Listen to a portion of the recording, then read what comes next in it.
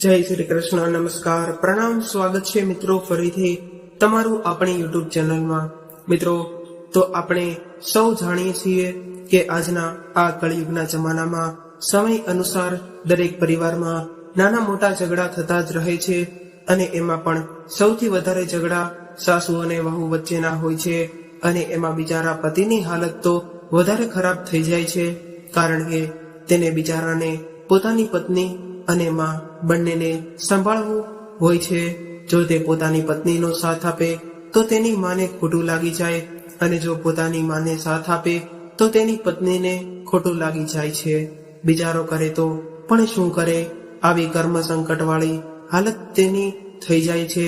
મિત્રો, આપણી આજની કહાની કંઈક આવા જ તે ટોપિક ઉપર છે અને આજની કહાની દરેક માતા પિતા અને સંતાનો તથા વડીલોની જરૂરથી સાંભળવી જોઈએ. તો મિત્રો, તમને વિનંતી છે કે આ વિડીયોમાં અંત સુધી જોડાયેલા રહેજો અને વિડીયો પસંદ આવે તો વિડીયોને લાઈક કરજો, શેર કરજો અને હજુ સુધી જો તમે અમારી ચેનલને સબસ્ક્રાઇબ ન કરી હોય તો અત્યારે સબસ્ક્રાઇબ કરી દેજો તથા કોમેન્ટ બોક્સમાં સાચી શ્રદ્ધાથી હર હર મહાદેવ જરૂરથી લખી દેજો, જેથી ભગવાન ભોલેનાથની કૃપા હંમેશા આપણા સૌ પર બની રહે. તો ચાલો મિત્રો, કહાનીને શરૂ કરીએ. આજે જ્યારે રામજી પોતાની ઓફિસેથી ઘરે પાછો આવ્યો ત્યારે પોતાના ઘરમાં હેરાન કરી દે તેવી શાંતિ હતી. જ્યારે તે શંકા સાથે પોતાના રૂમ તરફ આગળ વધ્યો ત્યારે તેને ફોન પર વાતો કરતી તેની પત્નીની હસી અને એને સંભળાઈ રહી હતી અને તે ફોનમાં કોઈ સાથે વાત કરી રહી હતી કે આખી જિંદગી હવે તો એ આસપાસ ભટકશે પણ નહીં તેવું પ્લાનિંગ મેં કરી દીધું છે. પોતાની માના ખોળામાં માથું મૂકવું હશે તો પણ હવે રામજી તરસી જશે અને પોતાની માનો ચહેરો જોવા માટે પણ તરસી જશે. હસતા હસતા વાતો કરતી રિયાની આ ફોનની વાતો સાંભળીને એક ક્ષણ માટે તો રામજીના શ્વાસ થંભી ગયા હતા. થોડી વાર માટે તો તેને એ સમજમાં નહોતું આવતું કે આ શું થઈ રહ્યું છે. જ્યારે તેની આંખો પરથી પડદો હટ્યો ત્યારે તેને હવે સમજાઈ ગયું હતું કે તે તેની પત્ની રિયા તેની માં તેને ઘરેથી બહાર કાઢવા માટેનું પ્લાનિંગ કરી રહી હતી.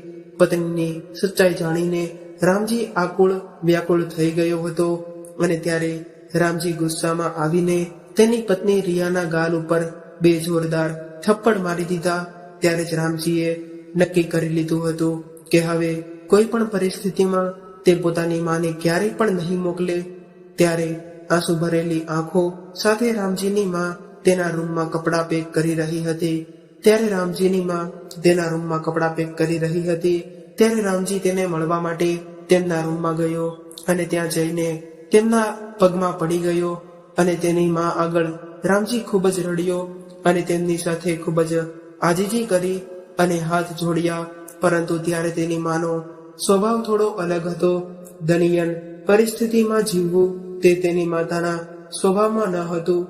તે એક સ્વાભિમાની સ્ત્રી હતી અને હવે તેમણે પોતાના આત્મસન્માનની રક્ષા કરવા માટે એક અટલ નિર્ણય લઈ લીધો હતો. હવે તે વૃદ્ધાશ્રમમાં રહેવા માટે ચાલવા ગયા અને પોતાની માના ગયા બાદ રામજી પૂરી રીતે તૂટી ચૂક્યો હતો. પોતાની માને યાદ કરીને તે માના રૂપમાં મોડે સુધી બેસી રહેતો અને રડ્યા કરતો. ત્યારે જ તેને તેની માતાના ઓશિકા નીચેથી એક પત્ર મળ્યો હતો. ત્યારે તેણે ઉત્કૃષ્ટતાથી તે પત્રને ખોલ્યો અને વાંચવા લાગ્યો.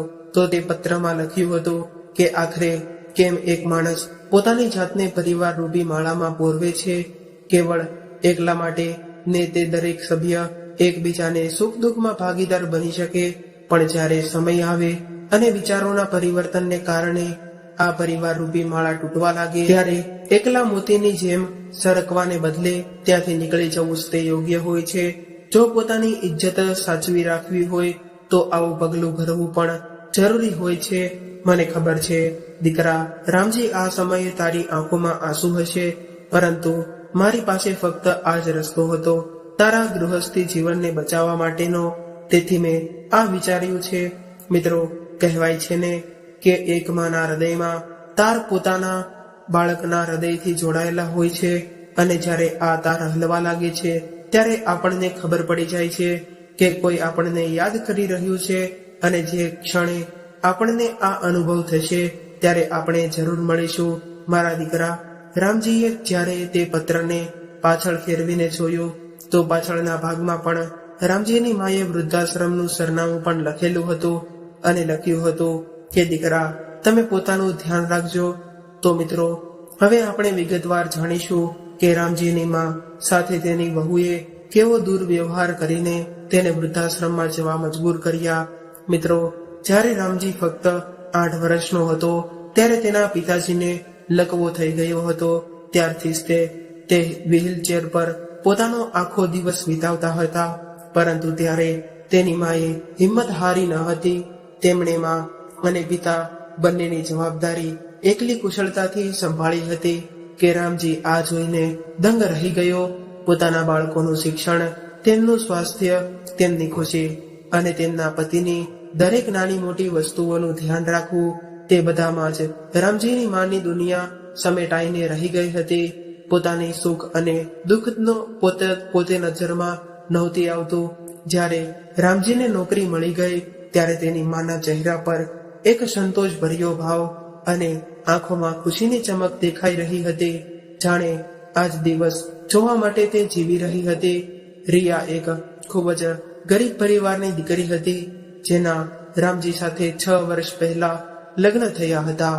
એ સમયે લાખો રૂપિયાના દહેજના પ્રસ્તાવ લઈને ઘણા ધનવાન પરિવારોના રામજી સાથે માંગા આવ્યા હતા. પરંતુ દરેક વખતે રામજીની માં એક વસ્તુ કહેતી હતી કે ગરીબ ઘરની દીકરી હશે તો તે સંબંધને પ્રાધાન્ય આપશે અને ઘરનું વાતાવરણ ખુશમય બનશે અને એક સારી પત્ની અને બુદ્ધિશાળી વહુ સાબિત થશે. રામજીની માતાએ તો રિયાને પ્રેમ અને પોતાપણું આપ્યું હતું અને પોતાની વહુમાં તેમની આત્મા રહેલી હતી. જ્યારે રિયા તૈયાર થઈ હતી ત્યારે રામજીની માં ખૂબ જ આનંદથી તેને નિહાળતી હતી.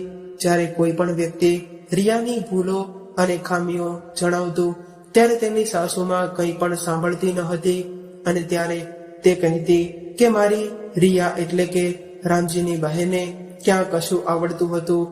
પરંતુ ધીમે ધીમે જવાબદારીઓનો બોજ તેમના પર આવી ગયો તો તેમણે બધું જ શીખી લીધું અને લગ્નના 1 વર્ષ વીત્યા બાદ રામજી એક પુત્રનો બાપ પણ બની ગયો હતો. અને ત્યારે તેની માતાનો ચહેરો 2 ગણી ખુશીથી ચમકી ઉઠ્યો હતો. તો તેના બાળકને પ્રેમથી કાનો કહીને બોલાવતી હતી. 41 દિવસ સુધી રામજીની માએ તો પોતાની વહુને પલંગ ઉપરથી ઉઠવા દીધી પણ ન હતી. રામજીની માએ ત્યારે પોતાની દીકરી માધવીને પણ બોલાવી લીધી હતી. નણંદ અને ભાભી બંને ગપ્પા મારતા હતા અને તેની માં રસોઈ ઘર સંભાળતી હતી. પોતાના ભાભીની આવી સુખમય જિંદગી જોઈને માધવીએ કહ્યું, માં, હવે તો મારી ભાભીને 1 મહિનો થવા જઈ રહ્યો છે. મારી સાસુએ તો 12 દિવસમાં જ મને ઊભી કરી દીધી હતી.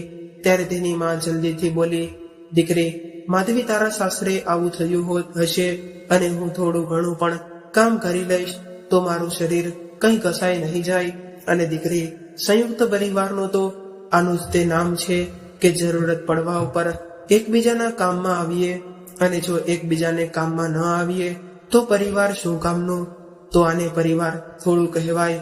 માં તો માં, પણ બાપુજીને પણ પોતાની વહુ ઉપર ગર્વ થતો હતો અને બધાની સામે દિલ ખોલીને પોતાની વહુના વખાણ કર્યા કરતા હતા. પરંતુ રામજીના બાપુજીના મૃત્યુ બાદ તેમના ઘરમાં ઘણું બધું બદલાઈ ગયું અને તેમના મૃત્યુથી લઈને 13મા સુધી તો તેની માં ભાંગી પડી હતી અને થાકી ગઈ હતી. તેમનો પુત્ર તેમનું ખૂબ જ ધ્યાન રાખતો હતો, પરંતુ આવામાં વાળા સગા સંબંધીઓ તેમને તેમની વહુથી સંભળાવીને રહેવાની ચેતવણી જરૂર આપતા હતા કે પતિના ગયા બાદ પત્નીનું બધું જ છીનવાઈ જાય છે. પોતાના દીકરા અને વહુ પણ પોતાના સાથે નથી રહેતા. પરંતુ તેમની વાતો સાંભળીને રામજીની માં કહેતી, જેટલા મોહ હોય તેટલી વાતો થાય, પરંતુ હું આવી નકારાત્મક વિચારધારામાં મારા પરિવારનું વાતાવરણ ખરાબ નથી થવા દઉં. લોકોનું આવવા જવાનું બંધ થયું ત્યારે માં તેમની જૂની દિનચર્યા પર આવી ગઈ. પોતાના પુત્ર કાના સાથે તે હસી મજાક કરતી, તેને રમાડતી અને ઘરનું કામકાજ કરતી. પરંતુ રાતના 10 વાગતા જ તે પોતાના રૂમનો દરવાજો બંધ કરીને સૂઈ જતી હતી। ત્યારે રામજીએ સારી રીતે જાણતો હતો કે 12 વાગે સુવાવાળી મારી માં ક્યારે 10 વાગે નહીં સૂતી હોય। એક દિવસ રાત્રે જ્યારે રામજીએ તેની માના રૂમની લાઈટ ચાલુ જોઈ ત્યારે રામજી તેમની માના રૂમમાં ચાલ્યો ગયો અને જોયું તો તેની માં તેના બાપુજીની લખેલી ડાયરી વાંચતા વાંચતા રડી રહી હતી। રામજીને આવેલો જોઈને તે વ્યવસ્થિત રીતે પલંગમાં બેસી ગઈ અને સાડીના પલ્લવથી પોતાના આંસુ લૂછી લીધા અને બોલી, અરે રામજી, તું હજુ સુધી ઊંઘ્યો નથી? અરે માં, તમે હજુ સુધી જાગો છો તો મને ઊંઘ કેવી રીતે આવે? આવી રીતે તો તમે બીમાર પડી જશો। રામજીએ ચિંતાવાળા અવાજમાં તેની માને કહ્યું અને પોતાની માના ખોળામાં માથું મૂકી દીધું। ત્યારે તેની માએ કહ્યું, એ તો સારું છે ને દીકરા, તારા બાપુજી પાસે હું જતી રહીશ। ખબર છે રામજી, તને તારા પિતાજી વ્હીલચેર પર બેઠા રહેતા હતા અને તેઓ એટલા લાચાર હતા કે ચાલી પણ નહોતા શકતા, પરંતુ તેમનો સાથ જ તે મારા માટે ખૂબ જ મોટો સહારો હતો। તેમના સાથથી મને એક ઠંડા છાંયડાનો અહેસાસ થતો હતો। હવે તેમના ગયા બાદ મારા જીવનનો કોઈ ઉદ્દેશ રહ્યો નથી।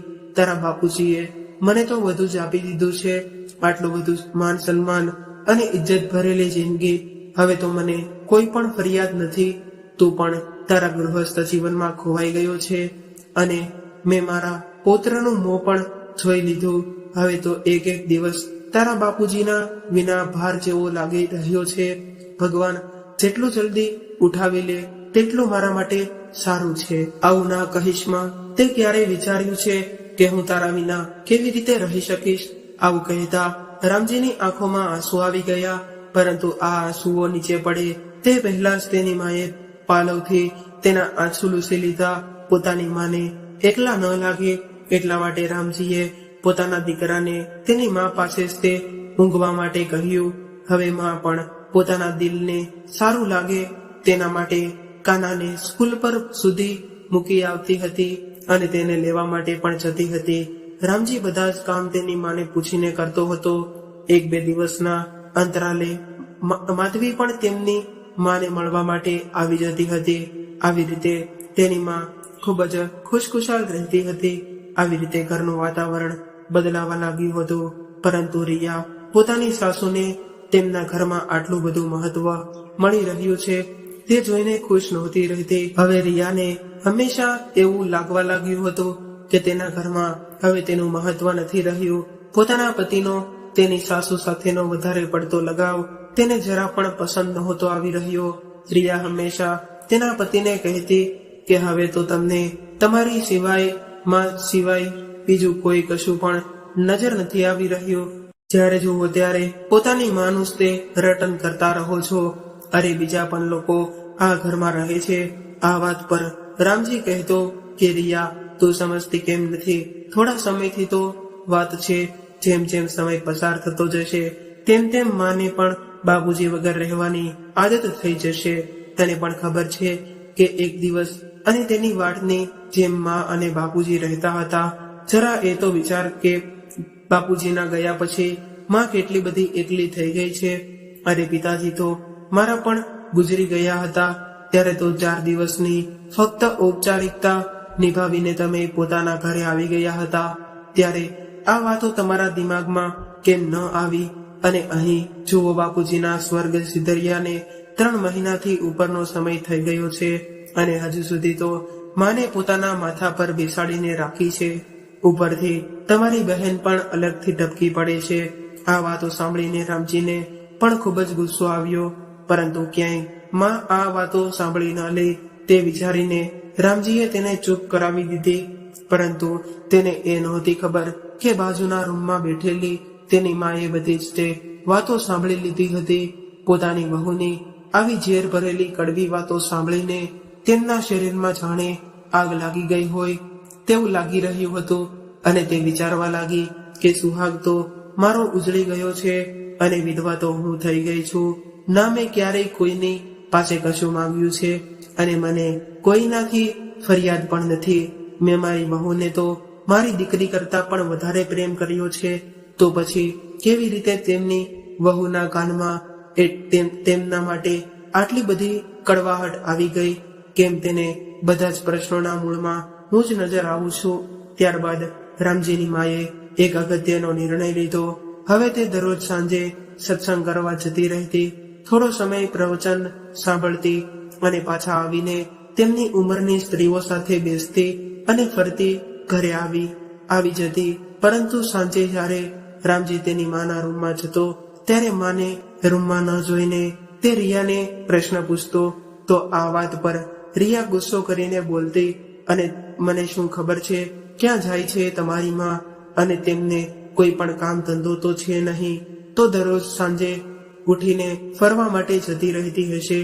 એક સાંજે જ્યારે માં ઘરે પાછી આવી, ત્યારે ઘર કુરુક્ષેત્રનું મેદાન બની ગયું હતું અને રામજી પોતાનું માથું પકડીને બેઠો હતો અને રિયા ખૂબ જોરથી ચિલ્લાવા લાગી હતી, આ ઘરમાં આવીને તો મારી કિસ્મત તૂટી ગઈ છે.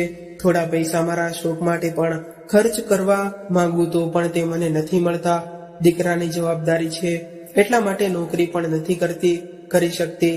બીજા દિવસે રામજીની માએ રિયાને પ્રેમથી સમજાવ્યું, તો તારી ઈચ્છા છે તો તું નોકરી કરી લે, કાનાને હું સંભાળી લઈશ, 4 પૈસા ઘરમાં આવી જશે તો તું તારા શોખ પણ પૂરા કરી લેજે.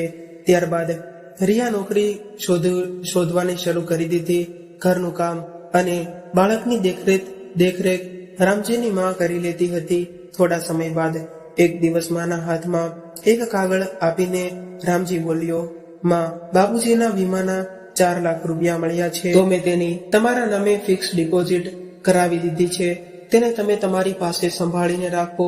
આ વાત પર માએ કહ્યું, અરે બેટા, હું આટલા બધા પૈસાનું શું કરીશ? તું જ આ કાગળ તારી પાસે રાખી લે. ના માં, આ પૈસા તમારા છે, સુખ અને દુઃખમાં તમારા કામમાં આવશે, તમે રાખો. જ્યારે રિયા આ સાંભળ્યું તો તે પોતાનું માથું પછાડવા લાગી અને રામજીને આડા હાથે લેતાને બોલી કે માં, રામજી ખુશીથી મરણ મૂડી સોંપી રહી હતી તો તમે કેમ ના લીધી? અને હવે તો તમારી માં આખી જિંદગી આ પૈસા ઉપર કુંડળી મારીને બેસી રહેશે. આ વાત સાંભળીને રામજીને ખૂબ જ ગુસ્સો આવી ગયો.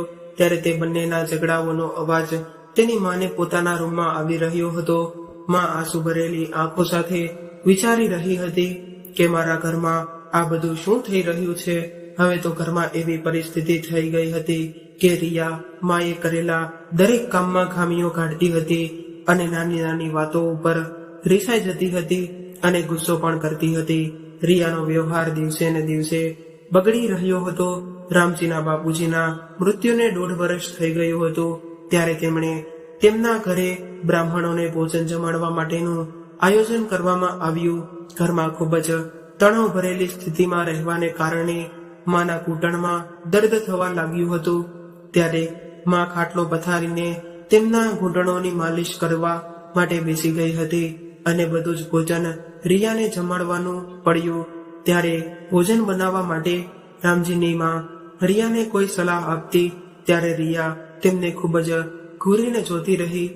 એ સમયે તો રિયા ચૂપ રહી ગઈ, પરંતુ બ્રાહ્મણોને ભોજન કરાવ્યા બાદ જ્યારે બધા લોકો જતા રહ્યા, ત્યારે રિયા ખૂબ જ મોટો ઝઘડો ઊભો કરી દીધો કે હવે માં આ ઘર છોડીને વૃદ્ધાશ્રમમાં જતા રહેશે, નહીં તો હું આ ઘરને છોડીને ચાલી જઈશ. હવે માં આ ઘરમાં રહેશે કાં તો હું. ત્યારે રામજીની માં એવું વિચારવા લાગી કે જ્યારે પરિવારના લોકો જૂના સામાનને કચરો સમજીને ફેંકવા માટે તૈયાર થઈ જાય છે, ત્યારે ભલાઈ એ જ વાતની છે કે તેને કોઈ સુરક્ષિત સ્થાન ઉપર મૂકી દેવામાં આવે સમયે કદાચ તે સામાન કોઈના કામમાં આવી જાય. આ વિચારીને રામજીની માએ પોતાની જિંદગીનો સૌથી મોટો અને અગત્યનો નિર્ણય લઈ લીધો હતો. દીકરા, હવે તો મારી જિંદગી કેટલી બચી છે, મારા માટે તું તારું ગૃહસ્થ જીવન ખરાબ ના કરીશ. રામજીના ઘરે આવ્યા બાદ તેની માએ ખૂબ જ ગંભીર અવાજમાં આ વાત કરી અને જ્યારે રિયા રામજીને લાગણીશીલ થયેલા જોયા, ત્યારે તે વિચારવા લાગી કે એક પુત્રની પ્રેમની જંજીર તેની માને અહીં રોકી ના લે. ત્યારે રિયા ખૂબ જ તીખા અવાજમાં બોલી, માં જવાનું તો બધાને જ છે. તમે કોઈ આ દુનિયાથી અલગ વ્યક્તિ નથી અને આ દુનિયાની દિવાલોમાં તો તિરાડ પડી ચૂકી છે અને તમે હવે એ વિચારો કે આ દિવાલમાં પડેલી તિરાડ કોઈ મોટી ખાઈમાં ન બદલાઈ જાય. જો તમે તમારા દીકરાનું ગૃહસ્થ જીવન સહી સલામત જોવા માંગો છો તો અત્યારે તમે વૃદ્ધાશ્રમમાં જતા રહો. દરરોજ તિરસ્કાર અને ગુસ્સો કરતી રિયા હંમેશા એ જ વિચારતી રહેતી કે ક્યારે રામજીની માં આ ઘર છોડીને જાય અને તેને સંપૂર્ણ સફળતા મળી જાય. અને આખરે તેની નાપાક કોશિશ સફળ થઈ ગઈ અને આખરે રામજીની માં વૃદ્ધાશ્રમમાં ચાલી ગઈ. આજે રામજીની માને વૃદ્ધાશ્રમમાં ગયા બાદ રામજી પોતાની માએ લખેલા પત્રને વાંચીને ખૂબ જ જોર જોરથી રડવા લાગ્યો. ધીરે ધીરે 1 વર્ષ વીતી ગયું, પરંતુ આજે પણ રામજી રોજ પોતાની માને એ લખેલો પત્ર વાંચીને ખૂબ જ ઉદાસ અને લાગણીશીલ થઈ જતો હતો. જ્યારે રામજી તે પત્ર વાંચતો ત્યારે તે પત્રમાં તેને વાત્સલ્યથી ભરેલો અને કરકચલીઓ વાળો પોતાની માનો ચહેરો તેમાં દેખાતો હતો. જે માએ તેને હંમેશા પ્રેમ આપ્યો હતો, જે માએ તેને 9 મહિના પોતાની કુંખમાં રાખ્યો હતો અને એને એટલો બધો પ્રેમ આપ્યો હતો કે જેનાથી તે પોતાની જાતને ખૂબ જ નસીબદાર મહેસૂસ કરતો હતો. પત્રને વાંચતી વખતે ઘણીવાર તેના આંસુને પત્રમાં જ તે પડી જતા હતા. હવે તો તે પત્રમાં લખેલા ઘણા બધા શબ્દો તેમાં પડેલા આંસુઓને કારણે આછા થઈ ગયા હતા અને ઉકળી પણ નહોતા રહ્યા. એક દિવસે સવારે જ્યારે રામજી પોતાની માએ લખેલો તે પત્ર ખોલીને બેઠો હતો ત્યારે તે પત્ર વાંચીને રામજીના મનમાં વિચારોનું ઘોડાપૂર ઉમટીને આવી ગયું હોય તેવું લાગ્યું. રિયા ચા લઈને તેના રૂમમાં અંદર આવી ત્યારે રામજીએ ચા પીવાની ના પાડી દીધી. રામજીનો ભારે અવાજ સાંભળીને રિયા વિચાર કરવા લાગી કે હવે રામજીના હૃદયમાં પહેલી પોતાની માં પ્રત્યેની ભાવનાઓ ફરી જાગી ઉઠી છે. તેથી રિયાએ રામજીને કંઈક કહેવાનું શરૂ કર્યું, પરંતુ તેની વાત કાપતા રામજીએ કહ્યું કે હું મારી માને મળવા માટે જઈ રહ્યો છું. તેની માના પ્રેમના ખેંચાણ એટલું બધું હતું કે રિયા બૂમો પાડી રહી, પરંતુ રામજી જલ્દીથી જ તે પોતાની માને મળવા માટે ઘરેથી નીકળી ગયો. ટ્રેનની સીટીમાં બેઠેલા આકાશની સામે ફરીથી તે દ્રશ્ય જીવંત થઈ રહ્યું હતું, જ્યારે રિયાએ તેની માને એટલી બધી અપમાનિત કરી હતી કે જેને કારણે તેની માં પોતાનો સામાન બાંધીને ઘર છોડીને વૃદ્ધાશ્રમમાં જવા માટે મજબૂર થઈ ગઈ હતી. ધીરે ધીરે વીતી ગયેલા સમયની તે કડવી વાતોને યાદ કરી રહી હતી અને તેના હૃદયને સાણે ખૂબ જ મોટો ઘા લાગી રહ્યો હોય તેવો અનુભવ થઈ રહ્યો હતો. વૃદ્ધાશ્રમ ત્યાંથી 1 કલાક જેટલું દૂર હતું. રસ્તામાં એક સ્ટેશન પર ઉતરીને રામજીને ચા પીવાનું મન થયું. વૃદ્ધાશ્રમમાં ખબર નહીં ચા મળશે કે કેમ, પરંતુ તેને ફરી તે વિચાર આવ્યો કે મારી માં તો વારંવાર ચા પીતી હતી. જ્યારે તે ભણતો હતો ત્યારે તેની માં આખી રાત તેની સાથે જાગતી રહેતી હતી અને દરેક કલાક પછી તેની માં તેના માટે કડક ચા બનાવીને આપતી હતી અને તેની સાથે બેસીને પીતી હતી. જ્યાં સુધી રામજી ઊંઘતો નહોતો ત્યાં સુધી તેમની માની આંખોમાં પણ ઊંઘ નહોતી આવતી. આ બધા વિચારોમાં ડૂબી ગયેલો રામજી વૃદ્ધાશ્રમના વિશાળ ખાઈ ગેટ સામે આવીને ઊભો રહી ગયો. વૃદ્ધાશ્રમને જોતા જ તે ન જાણે રામજીને એવું લાગી રહ્યું હતું કે અહીં મારી માં સંપૂર્ણ રીતે સુરક્ષિત છે. અંદર જઈને જોયું તો રામજીની માં પોતાના રૂમમાં બેસીને એક નાના બાળકને ખૂબ જ પ્રેમથી રમાડી રહી હતી અને રામજીને આવેલો જોઈને તેની માની આંખો આંસુઓથી ભરાઈ ગઈ અને પ્રેમ ભરેલા અવાજમાં તે બોલી કે દીકરા, તું એકલો જ આવ્યો છે? મારી વહુ રિયા ક્યાં છે? કાનું ક્યાં છે? આવું કહીને માં એકાએક પોતાની આંખોમાં ના આંસુ સંતાડીને આમ તેમ જોવા લાગી. ત્યારે રામજીએ તેની માનો હાથ પોતાની હાથમાં લઈ લીધો. પછી માં બોલી કે તું વહુને નોકરી એ જવાની રોકતો નથી ને? તું જાણે છે જ્યારે બાળકો પોતાના પગ ઉપર ઊભા થઈ જાય છે ત્યારે એક સ્ત્રીને જ તે એકલાપણાનો અહેસાસ થવા લાગે છે. પોતાનું જીવન નિરર્થક લાગવા લાગે છે. આવું કહેતા તેની માં એકદમ ભાવુક થઈ ગઈ અને પોતાના હૃદયમાં રહેલા દર્દને સંતાડવા માટે એક હલકું સ્મિત તેના ચહેરા પર દેખાવા લાગ્યું અને પછી પોતાના દીકરાનું ધ્યાન તેમના આંસુઓ તરફ ના જાય એ કોશિશ કરતા તેની માં બોલવા લાગી, અરે તું હવે શું ખાઈશ બોલ, પેંડા કે લાડુ ખાઈશ? માં પાછું વળીને કબાટમાંથી ડબ્બા કાઢવા લાગી. અરે માં, તને આ બધું કોણ લાવીને આપે છે? રામજીએ ઉત્સુકતાથી પૂછ્યું. ત્યારે તેની માં બોલી, બીજું કોણ લાવી આપે? ચોકીદારને 40 કે 50 રૂપિયા આપીને હું મંગાવી લઉં છું. અહીં વૃદ્ધાશ્રમની પાછળ જ તે અનાથ આશ્રમ આવેલો છે. કાના જેવા ઘણા બધા બાળકો મને મળવા માટે આવે છે અને કંઈ પણ માંગવા લાગે છે. સાચું કહું તો મને તેમની સાથે એટલો બધો લગાવ થઈ ગયો છે કે દરેક બાળકમાં મને મારો કાનો જ નજર આવે છે. તેમને હું કંઈ ખવડાવું તો મને એવું લાગે છે કે હું મારા કાનાને ખવડાવી રહી છું.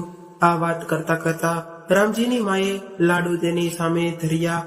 ત્યારે પોતાની માની આ બધી વાતો સાંભળીને રામજીની આંખોમાંથી આંસુ ટપકવા લાગ્યા અને તે વિચારવા લાગ્યો કે તેણે પોતાની માને અહીં કેમ આવવા દીધી, કેમ તે સમયે પોતાની પત્નીના આ ખરાબ કૃત્ય પર લગામ ના લગાવી શક્યો. રામજીએ હજારો વખત પોતાની જાતને પૂછેલા આ પ્રશ્નનો તેની અંતર આત્મા સંતોષકારક જવાબ આપી ન શકી.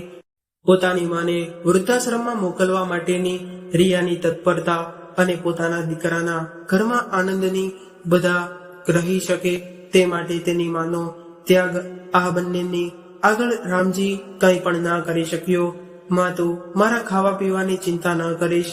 આજે તો આપણે માં દીકરો ફક્ત વાતો જ કરીશું. પ્રેમથી આ વાત સાંભળીને તેની માતાને કહી અને પોતાની માના ખોળામાં પોતાનું માથું મૂકી દીધું.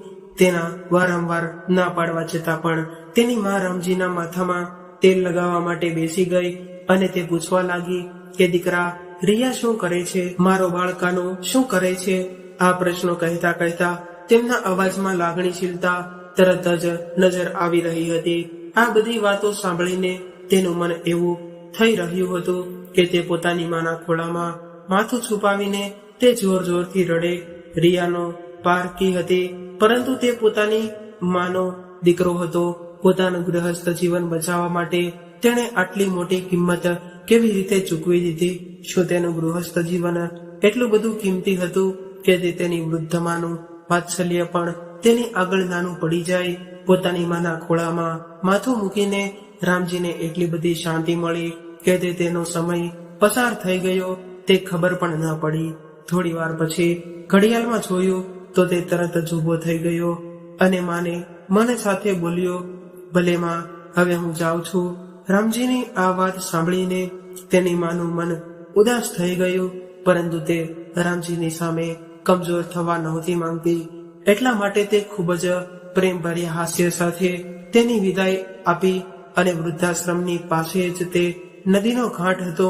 પોતાની જાતને નિસહાય જાણીને રામજી અંદર ને અંદર તણાવ મહેસૂસ કરી રહ્યો હતો. થોડી વાર માટે શાંતિ પામવા માટેના ઈરાદાથી તે નદીના કિનારા પાસે બેસી ગયો અને મનમાં ને મનમાં એક જ વાત વિચારી રહ્યો હતો, કાશ તે કંઈક કરી શકતો હોત. આટલું મોટું બ્રહ્માંડ, આકાશ, તારા, નક્ષત્ર, સૂર્ય, ચંદ્ર તે બધા જ પોતાના ધરી પર ફરી પોતાની ફરજો નિભાવતા રહ્યા છે. ઈશ્વરનું આ કમાલનું આયોજન છે. તો પછી આપણે માણસો જ આટલા બધા અસંતુલિત કેમ છીએ? આ બધા વિચારો કરતા કરતા રામજીના મનમાં ને એક અલગ જ પ્રકારની બેચેની આવવા લાગી હતી. તેણે કેટલી વાર વિચાર્યું કે તે કેમ કશું બોલી શકતો નથી. પોતાની આત્મા ઉપર ભાર લઈને તે કેમ જીવતો રહે છે? શું તેની માના પ્રેમમાં આજ બદલો તે આપી રહ્યો છે? તે આ બધું વિચારી રહ્યો હતો અને એકાએક પાછળથી કોઈનો અવાજ આવ્યો અને તે કોઈ સ્ત્રીનો અવાજ હતો. બચાવો, મારો દીકરો ડૂબી રહ્યો છે, કોઈ તો કેશોને બચાવો. એક વ્યાકુળ માનો હૃદયને ચીરી નાખતો અવાજ સાંભળીને રામજી પોતાના વિચારોથી બહાર આવી ગયો. ત્યાં સુધીમાં તો પોતાના બાળકને બચાવવા માટે તેની માં પણ નદીમાં ડૂબકી લગાવી ચૂકી હતી. ના તે સ્ત્રી મળી રહી હતી કે ના બાળક. રામજીને 3-4 લોકો પાણીમાં સંઘર્ષ કરતા દેખાઈ રહ્યા હતા. થોડી વારમાં બાળક તો મળી ગયું, પરંતુ તેની માં ન મળી. લાગતું હતું કે બાળકને બચાવવાની ઉતાવળમાં માએ જળ સમાધિ લઈ લીધી. લોકો વાતો કરી રહ્યા હતા કે બિચારો બાળક અનાથ થઈ ગયો, માને તરવતા તો નહોતું આવડતું, તો તે શા માટે નદીમાં કૂદી પડ્યો હશે, બિચારી ડૂબી ગઈ. આ દ્રશ્ય જોઈને રામજીના મનમાં હૃદયને ચીરી નાખે તેવો વિચાર આવ્યો. કદાચ હું ડૂબી ગયો હોત તો મારી માં પણ આવું જ કરતી, પરંતુ હું એક કાયરની જેમ મારી પત્નીના હાથોથી કઠપૂતળી બનીને રહી ગયો, કેવળ એટલા માટે કે ઘરની શાંતિ ભંગ ન થાય. ધિક્કાર છે મારા પર. વડીલ અને વૃદ્ધ લોકો તો ઘરનો પાયો હોય છે. પાયા વગર શું ક્યારેય ઘર ટકી શકે ખરા? એક ક્ષણમાં રામજીએ નિર્ણય કરી લીધો કે હવે જે પણ થયું તે થઈ જાય, પરંતુ તે પોતાના ઘરને ફરીથી પહેલા જેવું બનાવી દેશે, જેમાં પોતાની માનું એક નિર્દોષ હાસ્ય ગુંજતું હતું. હવે તો તેણે નક્કી કરી લીધું હતું કે તે પોતાના ઘરના પાયાને મજબૂત બનાવશે, ત્યારબાદ તેનું ઘર ગમે તેવા વાવાઝોડાને પણ સહન કરી લેશે. આવો વિચાર કરીને તે પોતાની માને પાછો પોતાના ઘરે લઈ જવા માટે વૃદ્ધાશ્રમ તરફ ચાલી નીકળ્યો. જ્યારે તે આશ્રમમાં પોતાની માના રૂમ તરફ આગળ વધ્યો તો સામેનું દ્રશ્ય જોઈને તેના પગ નીચેથી જમીન સરકી ગઈ. તેણે જોયું તો રિયા તેની માના ચરણોમાં બેઠી હતી અને રડતા રડતા તે બોલી રહી હતી કે માં, રામજીને તો મેં ખૂબ જ વિનંતી કરી હતી કે એકવાર મારે માને મળવું છે, પરંતુ તે માન્યા જ નહીં. તે માનતા પણ કેવી રીતે? મારા ખરાબ વ્યવહારને કારણે જ તે તો તમારે બેઘર થવું પડ્યું. મેં હરકત પણ એવી જ કરી હતી. મારા પ્રત્યે તેમનો વિશ્વાસ એટલો તૂટી ગયો હતો કે જેને હું આજ સુધી પાછો ન મેળવી શકી. સાચું કહું તો માં, મારો એ ખરાબ વ્યવહાર મને એ મુકામ પર હવે લઈ આવ્યો છે કે જ્યાં રૂપિયા પૈસા અને આરામદાયક જિંદગી હોવા છતાં પણ ઘર ખાલી ખાલી લાગી રહ્યું છે. તમે જ્યારે ઘરે રહેતા હતા ત્યારે હું નિશ્ચિત થઈને નોકરી કરવા જતી હતી, પાછી આવતી હતી તો બધું જ જમવાનું તૈયાર મળતું હતું. અહંકારની અગ્નિમાં રાખ થઈને ગયેલી છું. એ પણ ન જાણી શકી કે જે આનંદ અને ખુશી કાનાને તમારી સાથે રહેવાની મળતી હતી તે મોંઘા રમકડા કેમ મળવાની હતી? રામજીના ઘરેથી નીકળ્યા પછી મારા મનમાં એક પ્રશ્ન ઉભો થયો કે શું માતાના હૃદયની મક્કમ કોમળ લાગણીઓ સ્નેહથી જ્યોતથી ઉગાડી શકાય નહીં? રામજીના ઘરેથી નીકળ્યા પછી મારા મનમાં એક પ્રશ્ન ઉભો થયો કે શું માતાના હૃદયથી મક્કમ કોમળ લાગણીઓ સ્નેહની જ્યોતથી ઓળખી શકાય નહીં? માં, આજે જ તે હું મારી જાતને રોકી ન શકી. પોતાની સામે અપરાધી બનેલી રિયાની વાતોની સચ્ચાઈ જાણ્યા પછી રામજીની માની આંખો પણ આંસુઓથી ભરાઈ ગઈ અને આંખની ધારા અવિરત વહેવા લાગી. સાસુ અને વહુ એકબીજાની સામે સ્નેહ ભરેલી નજરોથી જોતા રડવા લાગ્યા અને બીજી બાજુ રામજી તે બંને વચ્ચે થયેલી વાતોને સાંભળીને જોર જોરથી રડવા લાગ્યો. રામજી, તું પાછો આવી ગયો? પોતાના આંસુ લૂછતા તેની માં બોલી, માં, હું તો જઈ રહ્યો હતો, પરંતુ મારું દિલ માન્યું નહીં. તો મેં નક્કી કરી લીધું કે આજે હું તમને ઘરે લીધા વગર નહીં જાઉં. ચાલ રિયા, માનો સામાન પેક કરી દે, રામજીએ કહ્યું. ત્યારે માએ બંનેને પોતાના ગળે લગાડી દીધા. આ દ્રશ્ય જોતા તેમની આસપાસ ભેગા થયેલા વૃદ્ધાશ્રમના બધા લોકોની આંખોમાંથી આંસુ વહી રહ્યા હતા અને અચાનક જ વૃદ્ધાશ્રમનો આખો હોલ તાળીઓના નાદથી ગુંજવા લાગ્યો. તો મિત્રો, માતા પિતાના નાદથી ગુંજવા લાગ્યો. મિત્રો, માતા પિતા પોતાની બધી ખુશીઓનો ત્યાગ કરીને પોતાના બાળકોનું પાલન પોષણ કરે છે અને હંમેશા તેમના બાળકો માટે ચિંતિત રહે છે. માતા પિતા તો ભગવાનથી પણ મોટા હોય છે, જે પોતાના અંતિમ શ્વાસ સુધી પોતાના બાળકોની સંભાળ રાખે છે. ત્યારે બાળકોની ફરજ બને છે કે તેઓ પોતાના મા બાપની સેવા કરે અને તેમને યોગ્ય માન સન્માન આપે. મિત્રો, કોઈએ સાચું જ કહ્યું છે કે માં મંદિર છે અને માં જ મસ્જિદ છે, માં પૂજા છે અને માં ભગવાન છે. તો પછી બાળકો કેમ બની રહ્યા છે સ્વાર્થી? માણસમાંને મોકલી દે છે, વૃદ્ધાશ્રમમાં અને ઘરમાં પૂજે છે પથ્થરના ભગવાન. તો મિત્રો, આજની કહાની તમને કેવી લાગી તે કોમેન્ટ કરીને જરૂરથી જણાવજો.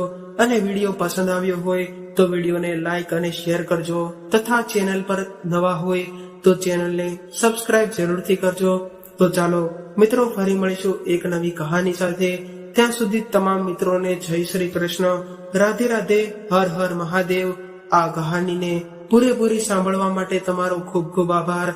આ ચેનલને લાઈક, શેર અને સબસ્ક્રાઇબ કરવા નમ્ર વિનંતી.